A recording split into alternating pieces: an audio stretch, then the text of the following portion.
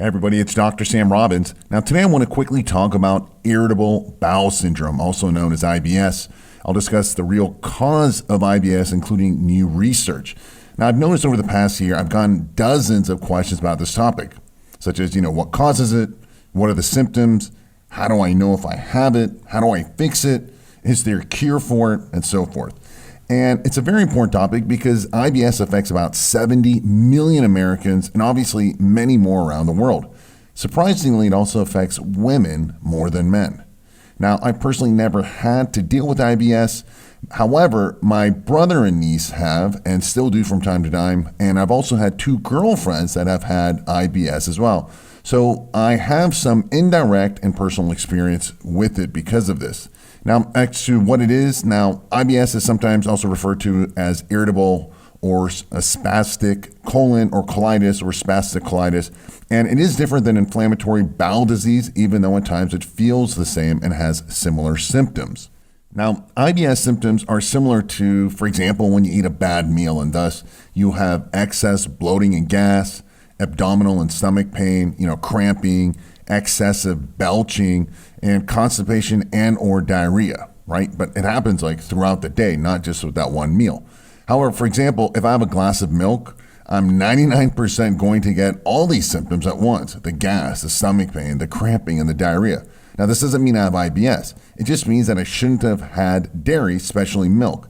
It could be because I'm lactose intolerant, which I am, and most adults are. It can also be because of the type of casein, the type of milk protein it has. For example, cow milk is different than goat milk, even though they're both casein, it's different. And in fact, cow milk is different form of casein in the United States than it is in Europe. This is why sometimes people can have dairy when they go on a European vacation, such as ice cream, but not at home in the US. Now, if you have any of these symptoms, again, often, such as weekly and especially daily, then yes, you have IBS. Now, what causes it? Food is always a potential cause of IBS. In a minute, I'll tell you what you should avoid specifically and safe alternatives. Of course, allergens also cause IBS, as do microbes, imbalances in the bugs and bacteria in your stomach and gut, toxins in your food, and so forth can all be causes. Sometimes it's just one, for example, for me, it was the lactase in the dairy example I gave earlier. For some people, it can be 2 or 3 or 4 different issues happening at the same time. Thus, it can be hard to get a specific cause for each of thus, and thus, usually it's a combination. And this is why I'll give you multiple changes to make in your life to help fix your IBS, and I'll tell you about that in a minute. Plus, the older we get, the more problems our guts have from years of poor eating and drinking, as well as medications. Add on life stresses, the pH fluctuations in your stomach acids, and as you can see, it can sometimes become challenging to find the exact root cause. However, recent research suggests that small intestinal bacterial overgrowth, also known as SIBO, may be responsible for up to 80% of IBS situations. Now, majority of your gut bacteria is in the colon, or that's where it should be. The problem with SIBO is that the bacteria basically goes backwards into the small intestine. Now, you don't want this for a variety of reasons. One of the main ones is that you want the small intestine to be sterile and clean, not backed up with this bad bacteria. Then, when you eat, for example, a carbohydrate and thus anything with sugar, the bacteria ferment the sugars and the food, and that causes the bloating, the gas, and so forth. This overgrowth of bacteria can then lead to digestive problems, poor absorption of nutrients and foods, vitamins and mineral deficiencies, and could even cause leaky gut. Now, the good news is that there's a simple and non-invasive test to diagnose SIBO.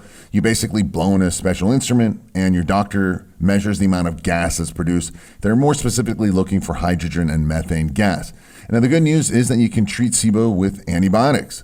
The bad news is that the antibiotics will also kill off all the good bacteria in your gut for many months, which can lead to other problems such as yeast overgrowth. Now, the final question is there a cure for IBS?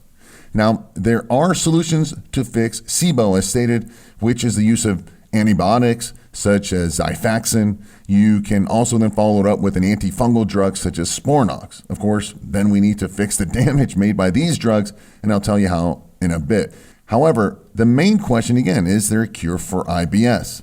or are you going to have to deal with this the rest of your life? The truth is that there isn't really a cure for anything or most things in life, but there are definite tactics that you can use and implement which can cause the IBS to be minimized to the point that you won't have any IBS symptoms. So it's like you don't even have IBS. It's not a cure. However, you can live your life with little or no IBS related issues, and that's what I'm going to discuss in part 2 of this video series, how to fix your IBS naturally, no drugs. So with that said, there should be a link below this video in the description area to part 2 with the IBS fixes. Go ahead and watch that next video now.